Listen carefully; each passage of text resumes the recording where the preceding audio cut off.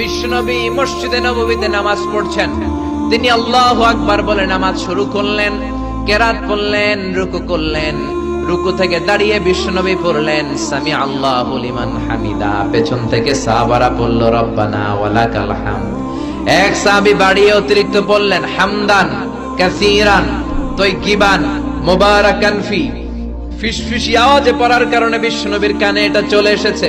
নামাজের পর বিশ্বনবী বললেন, আমি রুকু থেকে দাঁড়িয়ে পড়েছি সামি আল্লাহু লিমান হামিদা। তোমরা পড়ার কথা ছিল শুধু রব্বানা ওয়ালাকাল হামদ, কে যেন একজন ফিসফিস আওয়াজে পড়েছো হামদান কাসীরান তাইয়িবান মুবারাকান ফি। কে পড়েছো? দাঁড়াও। কোন সাহাবী দাঁড়ায় না ভয়ে। বিশ্বনবী অভয় দিয়ে বললেন, কিছু বলবো না, কে পড়েছো? দাঁড়াও। এক সাহাবী দাঁড়িয়ে বললেন, ও নবী আমি পড়েছি। বিশ্বনবী বললেন, এটা তো আমি শিখাই নাই, কই পাইলা, কেন পড়ছো? সাহাবী বলে, নবী গো, আল্লাহর তাসবিহ অল্প পড়লে আমার পোষায় না, এই জন্য আমি একটু বাড়িয়ে পড়েছি। আল্লাহু আকবার।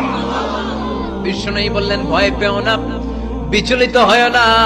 নামাজরত অবস্থায় আমি দেখেছি বিদআউ ওয়া সালাসুনা মালায়েকা, 30 জনেরও বেশি ফেরেশতা তোমার এই অতিরিক্ত তাসবিহর সওয়াবটা কে লিখে লিখে আল্লাহর দরবারে পৌঁছে দিতে পারে। তারা আকাশের মধ্যে কে আগে নিয়ে যেতে পারে প্রতিযোগিতা করছিল। আল্লাহ।